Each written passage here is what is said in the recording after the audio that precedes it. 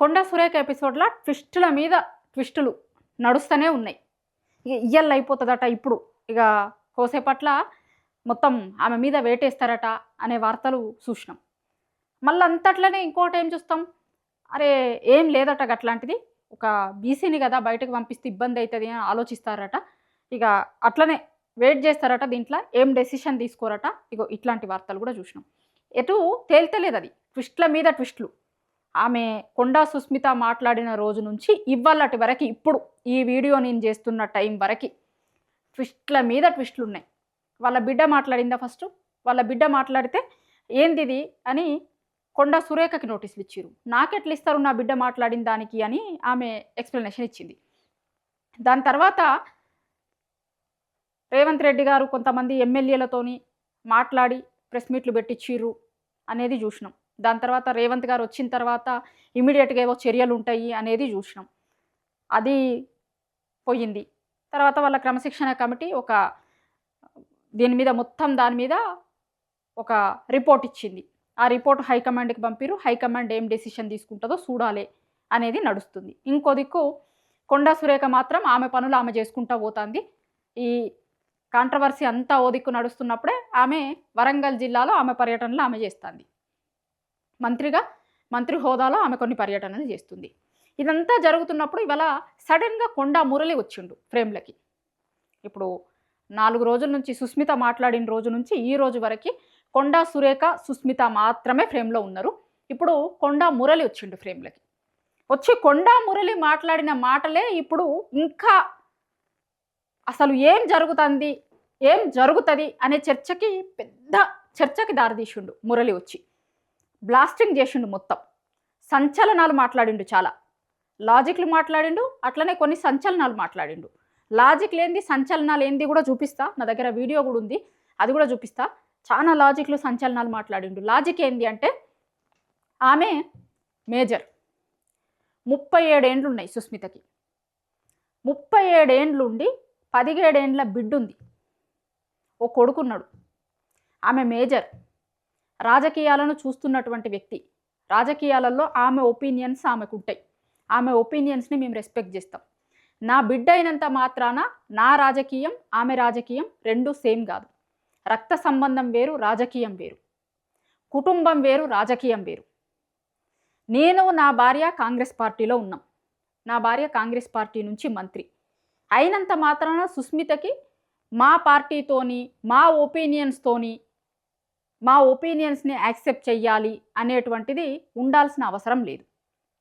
ఆమె ఒక individual personality. ఆమె రాజకీయం కోసం ఆమె తిరుగుతూ ఉన్నది. తిరుగుడు మాకు కొత్త కాదు. మా నియోజకవర్గంలో చాలా సందర్భాలలో అన్ని ఊర్లు మండలాలు అన్నీ తిరుగుతూ ఉంటాం. తిరుగుడు కొత్త కాదు మాకు. సో అట్లా తిరుగుతూ ఉంది. ఆమె ఒపీనియన్స్ ఉన్నాయి. ఆ ఒపీనియన్స్ని ఆమె ఆ రోజు మాట్లాడింది. ఆ బిడ్డ ఒపీనియన్తో నాకేం సంబంధం అంటాడు. కొండా సురేఖ కూడా అదే అన్నది, నా బిడ్డ ఒపీనియన్తో నాకేం సంబంధం. ఇప్పుడు సుస్మిత మాట్లాడిన మాటలని నాకు ఆపాదించి నాకు నోటీస్ ఎట్లు ఇస్తారు?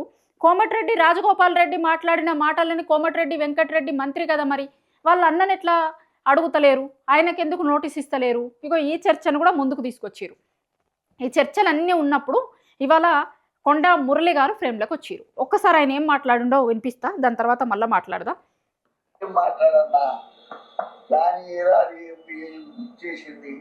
ప్లాన్ బిల్ ఏం చేసుకుంటుందో నా బిడ్డలు చెప్తుందిగా నాకు చెప్తుంది అన్న.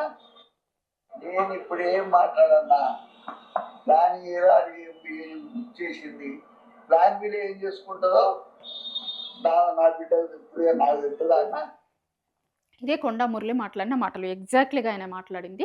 నేను ఇప్పుడు ఏం మాట్లాడా, ప్లాన్ ఏలో ఆమె కొన్ని మాటలు మాట్లాడింది.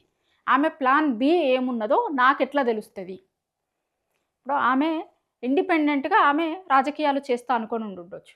ఆమె ప్లాన్ ఏలో భాగంగా మొన్న ఆమె మాట్లాడిన మాటలు ఉన్నాయి వరంగల్లో. అది ఆమె సొంత అభిప్రాయం, ఆమె అభిప్రాయం అది. ఆమెకి ఇంకొక ప్లాన్ బిని రెడీ చేసుకొని పెట్టుకొని ఉండొచ్చు. ఆమె ప్లాన్ బి ఏముందో కూడా నాకు తెలియదు, నేను అడగలేదు, నాకు సంబంధం లేదు. కుటుంబం మేము, కానీ రాజకీయాలలో ఆమెది వేరు, నాది వేరు. ఇప్పుడు ఒకటే కుటుంబంలో ఉన్నటువంటి వాళ్ళు అందరూ సేమ్ ఒపీనియన్తో ఉండాల్సినటువంటి అవసరం లేదు. గతంలో చూసినాం మనం చాలా. ఇప్పుడు చూస్తున్నాం, రేపు పొద్దున కూడా చూస్తాం.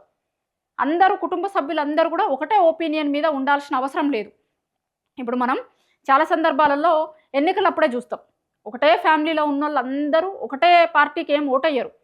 డిఫరెంట్ ఒపీనియన్స్ ఉంటాయి. ఎవరి ఇష్ట ప్రకారం వాళ్ళు ఓట్లేస్తారు. ఇప్పుడు కుటుంబంలో తల్లి, తండ్రి, పిల్లలు అందరూ ఒకటే పార్టీకి ఓటేయాలని ఏం లేదు. తల్లిదండ్రి వేరే పార్టీకి ఓటేస్తే పిల్లలు వేరే దానికి వేయచ్చు. తల్లిదండ్రులలో కూడా ఇద్దరు, తండ్రి ఒక పార్టీకి, తల్లి ఒక పార్టీకి, పిల్లలు ఒక పార్టీకి ఓటేసిన వాళ్ళు కూడా ఉంటారు. అట్లెట్లయితుంది? మీరు అందరూ ఒకటే కుటుంబ సభ్యులు కదా, ఒకటే పార్టీకి ఎట్లా ఓటయ్యారు అంటే ఎట్లా లాజిక్ కాదో ఇక్కడ కూడా గట్లనే లాజిక్ కాదు అంటాడు. ఇగో ఇట్లాంటి లాజిక్లు చెప్తున్నారు కొండా మురళి.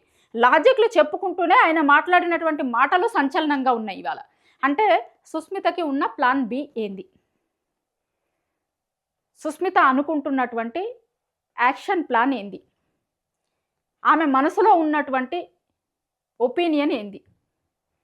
ఇప్పుడు వీళ్ళు ఉన్న దారిలోనే ఆమె పోవాలనుకుంటుందా, ఆమె ఇంకొక దారిని ఎంచుకోవాలనుకుంటుందా, అంటే ఇంకొక పార్టీకి ఏమన్నా పోవాలనుకుంటుందా, వేరే పార్టీ నుంచి ఆమె రాజకీయ అరంగేట్రం చెయ్యాలనుకుంటుందా. ఎందుకంటే ఇంత రచ్చ జరిగిన తర్వాత ఇంకా కాంగ్రెస్ పార్టీలో మళ్ళీ నెక్స్ట్ ఆమెకి టికెట్ ఇస్తారు. ఇప్పుడు కొండా సురేఖ పరిస్థితే ఎట్లుంటుందో ఏం తెలియని పరిస్థితి. అట్లాంటప్పుడు కొండా సుస్మిత నాకు రేపు పొద్దున ఖచ్చితంగా కాంగ్రెస్ పార్టీ టికెట్ ఇస్తుంది అనేటువంటి ఒపీనియన్లో ఆమె ఏం లేదు. ఆమె కాదు, నాకు తెలిసి ఇన్నేళ్ల నుంచి పాలిటిక్స్ చూస్తున్నటువంటి కొండా ఫ్యామిలీకి కూడా ఈ ముచ్చట అర్థమై ఉంటుంది. కాబట్టి ప్లాన్ బిని సిద్ధం చేస్తున్నట్టున్నారు ఆమె కోసం, లేకపోతే ఆమె ప్లాన్ బిని సిద్ధం చేసుకుంటున్నట్టుంది. అదే అర్థమవుతుంది దాంట్లో. ఎందుకంటే ఆయన ఇంకా వేరే ఎగ్జాంపుల్స్ను కూడా చెప్పిర్రు. కల్వకుంట్ల కవిత లాంటి ఎగ్జాంపుల్స్ను కూడా చెప్పిర్రు. ఒక ఫ్యామిలీలో ఉన్నటువంటి ఆమె బయటకు వచ్చి అలా వేరే పార్టీ పెట్టుకోలేదా. కాబట్టి కుటుంబంలో ఉన్నటువంటి వాళ్ళందరికీ సేమ్ ఒపీనియన్స్ ఉండాలి అనేటువంటి అదేం లేదు కదా.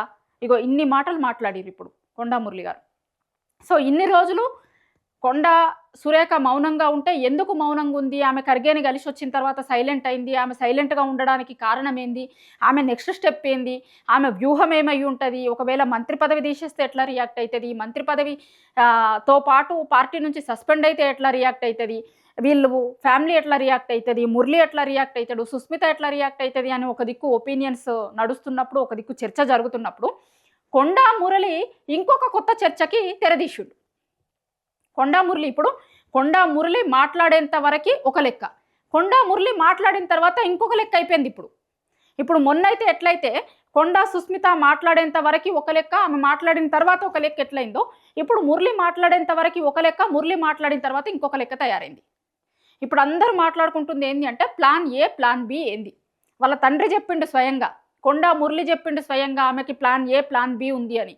ఆ ప్లాన్ లేనిది ఇగో ఇది తేలాల్సిన విషయం. ఇప్పుడు కొండా సురేఖ ఇష్యూని వాళ్ళ కాంగ్రెస్ హైకమాండ్ ఎట్లా డీల్ చేస్తుంది, ఏం చేస్తుంది అనేటువంటిది ఒకటైతే, ఇప్పుడు సుష్మిత ప్లాన్ బి ఏంది అనేది కూడా తేలాల్సి ఉంది.